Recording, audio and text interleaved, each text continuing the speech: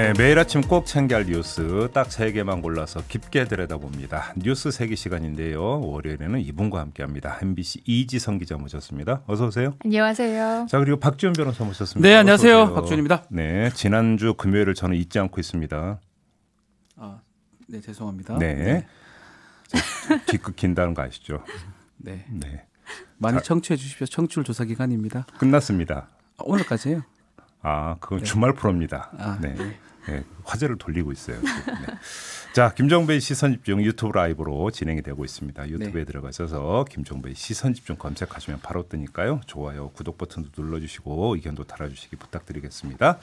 자, 첫 번째 뉴스가 뭐죠? 네, MBC가 단독 보도했던 채널A 이모 기자와 현직 검사장 사이의 검언 유착 의혹에 대해서 윤석열 검찰총장이 정식 수사 지시를 내렸습니다. 네. 대검 인권부장으로부터 지난 금요일에 중간 보고를 받았는데요. 그 직후에 이 고소 고발 건들을 다 모아서 서울중앙지검에 이첩해서 수사하라고 지시를 한 건데요. 네. 사실 MBC가 이 관련 첫 보도를 한 게 지난달 31일이거든요. 벌써 사실 수사를 했어도 벌써 했었어야 하는 건데 계속 안 하고 있다가 선거 끝난 직후에 이런 지시가 내려왔습니다. 예. 그 배경에 대해서 대검이 설명하는 건 뭐 진상조사에 한계가 있다는 걸 이제 판단을 했다는 건데요. 사실 처음부터 예견됐던 일이죠. 네. 그러니까 당초 이 사건 벌어졌을 때 대검 감찰부장이 감찰에 나서겠다고 보고를 했었는데 윤 총장이 반대를 했었잖아요. 그렇죠. 사실관계 확인이 먼저라면서 결국 인권부가 진상조사를 하게 됐고 그 과정에서 감찰부와 총장 사이에 약간 내부 갈등도 조금 불거지기도 했고요. 네네. 그리고 그러니 인권부가 조사를 하니 당사자들 모두 의혹을 부인하는 상황에서 조사가 잘 진행될 리가 만무하고 또 MBC나 채널A도 자료 확보도 뭐 제공도 잘 하지 않았죠. 사실 MBC 저희 입장을 뭐 얘기를 하자면 장인수 기자가 얘기를 했었는데 검찰이 해야 할 스텝을 제대로 밟지 않고 있는데 우리가 먼저 자료를 제공할 이유가 없다고 얘기를 했었죠. 아무튼 그래서 이제 수사가 진행이 된다고 합니다. 관련된 고소고발 건이 지금까지 3건인데요. 민주언론시민연합이 채널A 기자와 그 누군지 모르는 해당 검사장을 상대로 고발을 했고 이게 지금 중앙지검 형사 1부에 배당이 돼 있어요. 여기에 최경환 전 부총리가 MBC 상대로 낸 명예훼손 고소나 그다음에 법치주의 바로 세우기 행동연대라는 보수단체가 있네요. 여기서 최강욱 열린민주당 비례당선자 상대로 SNS 허위사실 유포로 또 고발을 했거든요. 이런 게 다 형사 1부로 이첩돼서 배당될 걸로 보이고요. 대검은 이제 수사 과정에서 혐의가 확인이 되면 그 다음에 감찰도 병행하겠다라고 했으니까요. 뭐 수사 진행 상황도 봐야겠지만 그 이후에 어떤 중징계가 내려지는지도 지켜봐야 될 것 같습니다. 사실은 다른 게 지금 섞여 있기 때문에 수사로 간 겁니다. 실제로 검언 유착도 뭐 문제가 될 수 있지만 지금 최경환 전 의원 얘기도 있고 또 최강욱 당선자 얘기도 있고 섞어서 감찰할 수가 없는 상황이고 그래서 수사로 갔는데 또 문제가 있어요. 결국은 이 사람들 수사는 잘할 거예요. 아마 최경환이나 최강욱이나 이런 수사는 되게 잘할 겁니다. 근데 본인 수사들을 본인이 하는 게 이때까지 봤을 때는 잘 못했거든요. 안 했거나. 지금 여기서 포인트가 이제 그 진상조사를 벌인 대검 인권부 부장의 중간 보고를 받고 수사를 하라고 지시를 했다는 거죠. 그러면 중간 보고 내용이 뭐냐? 사실 이걸 좀 봐야 되는 거예요. 알려줘야 되는데 알 수가 없죠. 사실 이 중간 보고 내용에는 이 검사장이 누군지조차 특정이 안 돼 있다고 해요. 아, 진짜요? 네. 내부 인사임에도 불구하고. 우리는 아는데 이렇게 몰라요. 뭐 유시민 이사장이 그 저희 인터뷰에서 한동훈 검사장이라고 대놓고 이야기했는데.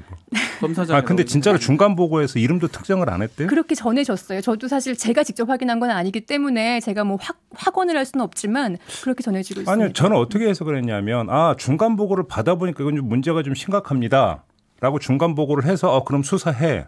저는 이렇게 이해를 했는데 그게 아니라는 얘기입니까? 그게 아닐 가능성이 높다. 그게 아닐 가능성이 높은 상황입니다. 결국은 감찰을 자기 식구가 자기를 감찰하는 건 사실은 논리적으로 말이 안 맞아요. 감찰도 아닌 거니까. 그렇죠. 감찰도 아니죠. 이건 인권부에서 보고 있는 거니까요.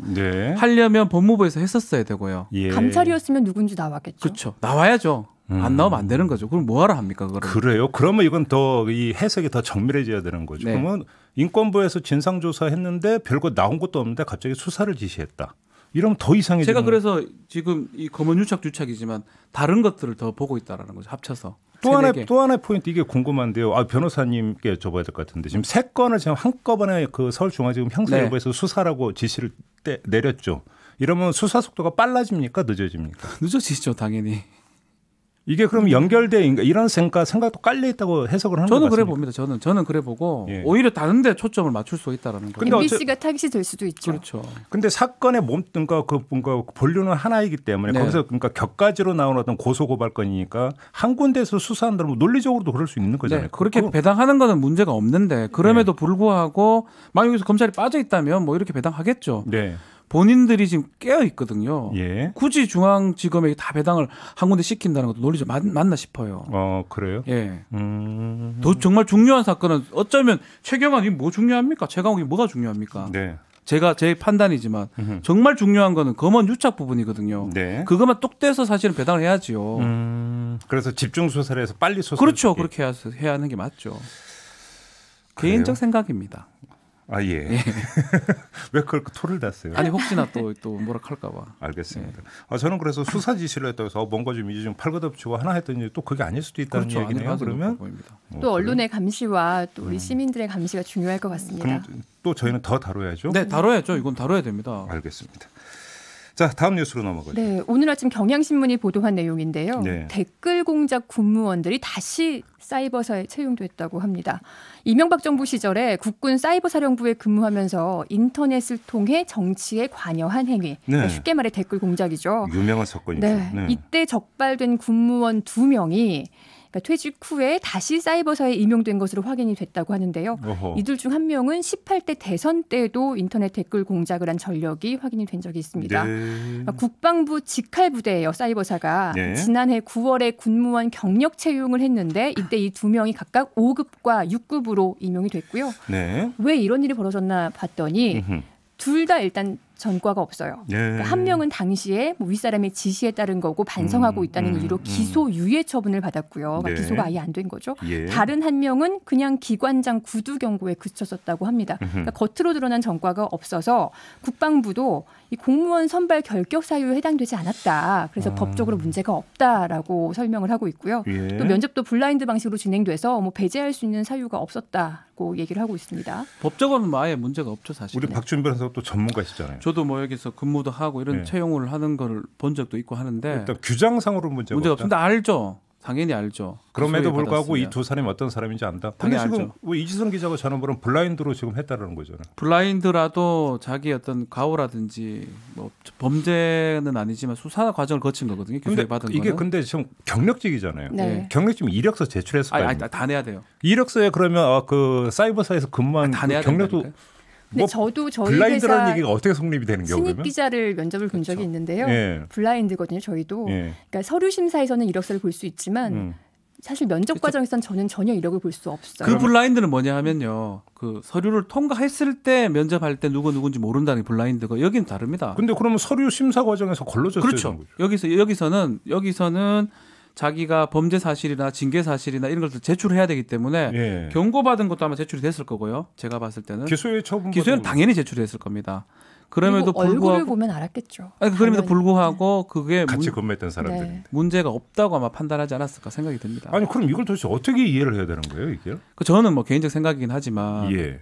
그게 심각성이 크지 않다고 판단했을 가능성도 있어요. 사이버 사령부에서. 예, 그리고 이 두 사람이 엄청나게 중요해서 이 사람이 없으면 안 될면 모르겠지만 그게 아닌데 채용을 했다 그러면 네. 심각성을 좀 낮게 판단하지 않았을까 생각이 듭니다. 그러니까 그 사회적으로 파문이 그렇게 컸음에도 불구하고 네. 사이버 사령부 안에서는 네. 뭐가 대수냐. 네. 아직도 이런 사고가 깔려 있다고 해석을 해야 된다. 그렇게밖에 해석을 못 하죠. 그렇게. 그럼 그게 더 심각한 문제예요. 그렇죠. 근데 2년 전에 국방 개혁을 하긴 했잖아요. 네. 그때 이제 이름도 바꿨지만 그 이름만 바꾼 게 아니라 심리전 기능 자체를 폐지를 하긴 했어요. 그래서 과거와 같은 일이 반복될 일은 없을 거다라고 네. 하고 있긴 한데 예. 그래도 어쨌든 내부에서는 여전히 부적절하다는 의견이 나오고 있거든요. 그러니까요. 국방부 내부에서도. 그러니까요. 아무튼 그래서 이제 업무를 딱 그러니까 특정을 해서 했다면 더더군다나 이 사람들이 필요 없을 수도 있는 거잖아요. 그렇죠. 그럼에도 불구하고 왜 이 두 사람을 뽑아야 됐는지 그런 부분은 끝까지 논란이 될 가능성이 높아 아니 이건 뭐 누가 보더라도 딱 보더라도 이거 오해를 사기 충분한. 좋죠. 여기서 이제 오해라고 하는 것은 100번 양보해서 하는 얘기예요. 네, 오해를 맞습니다. 사기 충분한 이런 채용을 굳이 할 이유가 뭐가 있느냐라는. 그렇게 사회적으로 문제가 돼가지고 예. 국군 기무사령부를 폐지할 정도 나중에 그래 돼 버렸는데 어쨌든 간에 예. 사이버 사령부 마찬가지고 예. 그럼에도 불구하고 거기서 활동했던 사람들을 채용을 했다. 한번 생각해 봐야 되겠죠. 그러게요. 이거를 군 수뇌부나 이런 쪽에서 알고 있는지도 저는 궁금합니다. 네. 이 두 사람을 경력직으로 채용한 걸 알고 있는지도 좀 궁금한 사안이고요. 자, 마지막 뉴스로 넘어가죠. 네. 긴급재난지원금 얘기해 보겠습니다. 어제 저녁에 총리공관에서 그 당정청 고위협의회가 열렸어요. 네. 긴급재난지원금을 전 국민에게 지급을 하자라는 논의를 하기 위해 모인 건데 네. 총선 주에 처음으로 한자리에 모인 건데 접점을 잡지 못하고 합의가 불발됐습니다. 네. 그러니까 정부가 당초 정했던 거는 소득 하위 70%에게만 주겠다는 거잖아요. 네. 근데 민주당이 총선 과정에서 공약으로 내건 게 전 국민 지급이었고 그래서 어제 그런 설득을 한 걸로 전해졌는데요. 그러니까 민주당 안은 소득 구분 없이 모든 국민에게 4인 가구 기준 100만 원을 지급하자는 거예요. 네. 정부는 지난주에 이미 7조 6천억 원의 추경안을 그렇죠. 제출을 한 상태잖아요. 그렇죠. 여기에 이제 지방 예산 한 2조 원 정도 해서 이렇게 그 70% 하위 70%만 주겠다고 계획을 짜놨는데 이걸 전 국민으로 확대하면 예산이 13조 원까지 늘어난다고 합니다. 네. 민주당은 이 부족한 3, 4조 원 정도는 국채 발행 그리고 뭐 지출을 좀 조정을 해서 확보할 수 있다는 구상이고요. 그리고 네. 4월 임시국회에서 빨리 처리해서 다음 달에 다 주겠다 이런 계획을 내놨는데 정부는 역시 재정 건전성 이유로 기존의 안을 유지하겠다는 입장을 내서 네. 결론이 나온 건 아니에요. 그러니까 정부 안으로 결론 나온 건 아니고 일단 합의가 불발된 상황이고요. 근데 오늘 오후 예정된 정세균 국무총리의 추경안 시정연설은 일단 정부 원안을 토대로 진행이 될 걸로 보입니다. 예. 거기다가 지금 여야 합의도 불투명한 상황이에요. 원래 미래통합당이 총선 기간에는 황교안 전 대표를 필두로 해서 1인당 50만 원. 1인당 50만 원씩 네. 전 국민에게 주겠다고 공약을 했었잖아요. 네. 근데 이제 황 전 대표가 사퇴를 한 이후에 그렇죠. 당내에서 다른 의견이 계속 나오고 있는 거예요. 특히 이 김재원 예결위원장은 소득 상위 30% 지급은 소비 진작 효과가 없다면서 정부 안대로 가야 된다는 입장이고요. 네. 심지어 이주영 의원은요. 아예 원점부터 재논의를 하자. 그러면 긴급성이 아예 사라지는 건데 네. 이런 내용 주장도 나오고 있습니다. 결국 돈이 필요한 부분이 이게 국회가 필요한데 지금 미래통합당이 제대로 좀 응해줄지도 좀 의문이에요. 지도부도 와야 되는 상황이고 뭐 국회는 구성돼 있어요. 29일까지 5월 29일까지. 다만 시간이 되게 쫓기는데 이거를 긴급성이 제일 목숨 같은 이게 지금 긴급 재난 지원금인데 이 지금 못 한다 그러면 이거는 사실 의미가 없는 거거든요. 네.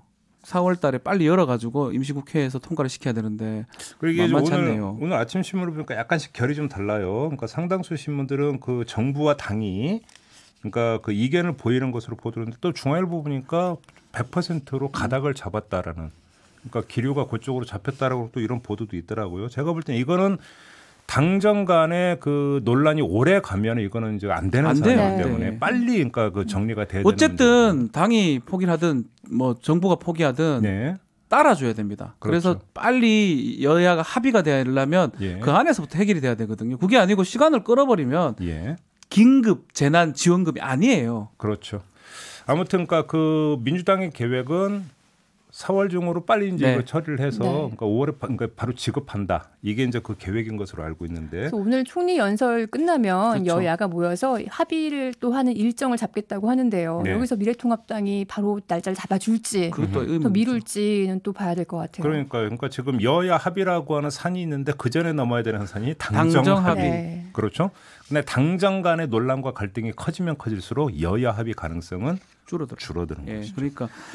저는 지금 와서 선거 전후 얘기를 좀 하기 그렇지만 네. 어쨌든 빨리 하는 게 중요한 것 같아요. 네, 우리가 100% 다 받으면 제 개인적으로 좋아 보이지만 네, 우리가 천조국이라고 부르는 나라가 있지 않습니까? 미국이요. 그렇죠. 네. 그게 2천조인가요? 국민에게 지급하는 네.